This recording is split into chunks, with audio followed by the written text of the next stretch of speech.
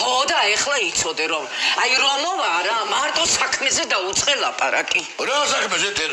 რამე ოჯახური ბიზნესი წამოიწყეთ? მე რას ვეუბნები და ეს კიდე რას ამბობს? თქვენ ხო ატეკაში მუშაობდით? დიახ. თედო კიდე ტრაილერზე მუშაობს. ეხლა ამ ეტაპზე თავისი არ ახავს, უნდა იქირავოს და აი მაგ სფეროში გაახსენდით დედაი.